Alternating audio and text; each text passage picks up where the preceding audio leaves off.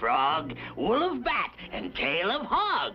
For a vision, powerful double, make a potion, boil and bubble. Yes, those old sorcerers had the right idea, but not the right equipment to really look into the future. But now, by combining their old recipes with my modern electronics, I'll really be able to look into the future. Eh, Chimes? Oh, yes, sir, but I trust everything is in order this time. Of course everything is in order. Let's see now. The Ignitron uses the eye of a newt for its grid, the Thyrotron, a toe of the frog for the cathode, the photomultiplier, the wool of a bat, and the tail of a hog. Well, everything seems to be A-OK. Now for the test. Ready, Chimes? Ready, sir. Oh, this invention will rock the world!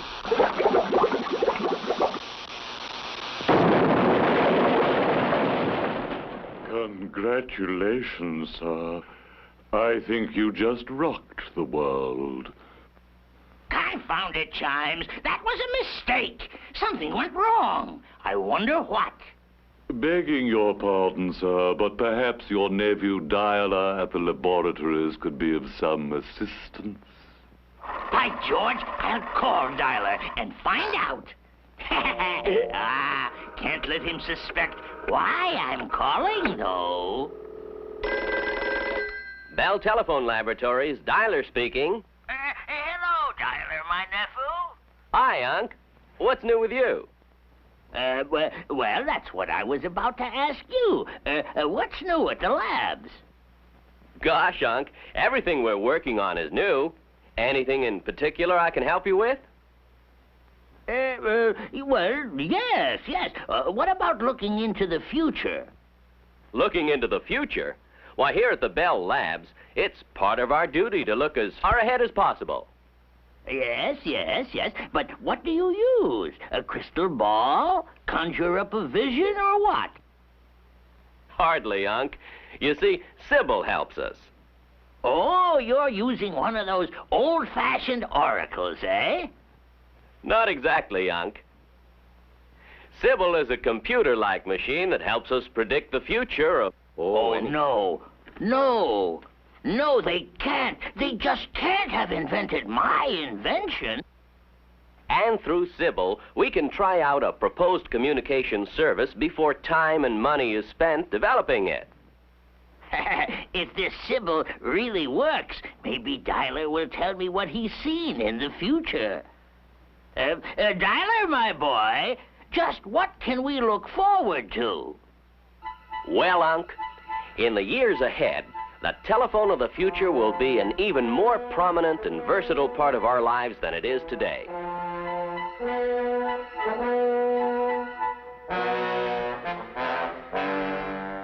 Take a typical day in the life of your great-grandnephew Cordell.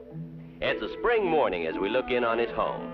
Breakfast over, Cord, who's an executive with an interspace engineering company, kisses his wife, Pat, and their two children, Princess and Junior, goodbye, and leaves for the office. A soundproof room attached to the house. Without the problems of commuting or traffic jams, he's ready to start work in a matter of minutes.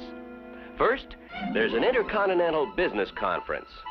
A touch of a button, and picture phones bring the conferees together. In seconds, company executives located around the world are deep in discussions over business details. Even printed material is exchanged among the group by telephonic machines, as if they were all in the same room. The conference over, Cord picks up a waiting telephone call that rings as soon as his line becomes free. It's one of his engineers at an outer space construction job. The project has been hit by a derelict rocket.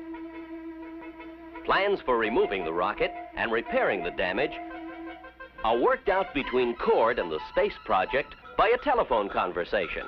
Now that's carried through space on a thin rod-like beam of invisible infrared light projected from an optical maser.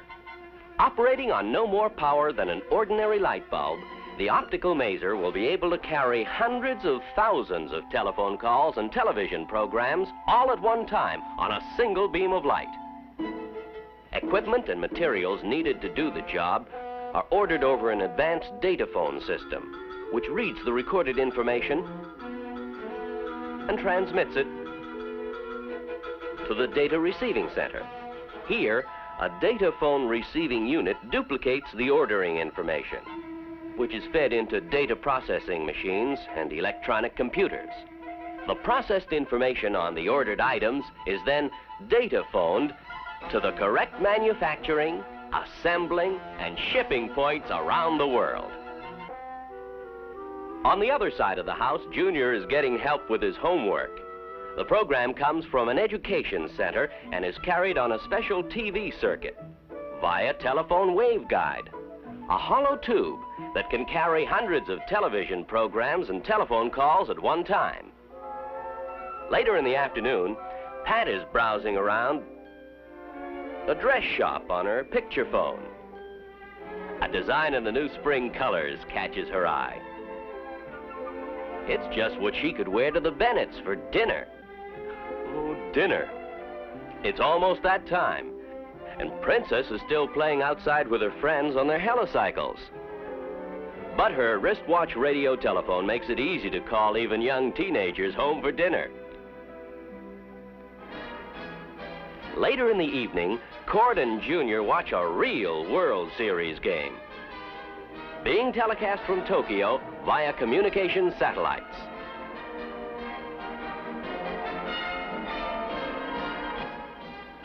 The North American pennant winners are playing the Far East League champs, the Tokyo Samurais.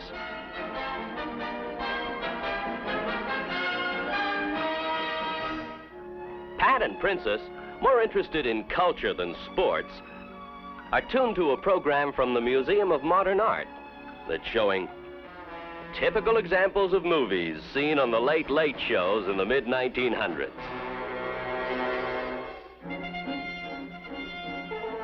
Yes, the average day in the life of an average family in the future will be easier than ours today. But few things will be easier than telephonic communications. Sounds great, my boy, but isn't it a bit fantastic? Not at all, Unc. In fact, the data phone system is already in use. And we're experimenting right now with picture phones here in the Bell Laboratories. Then, too, the day of communicating by satellites is here.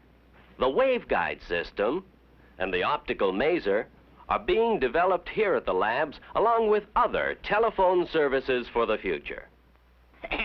Talking of the future, there's one thing you've overlooked. What's that, Unc? The smellophone. The what? Yes, the smellophone. Think of the possibilities. Being able to smell things over the telephone. Why, it's the greatest of my great ideas. Confidentially, I think the idea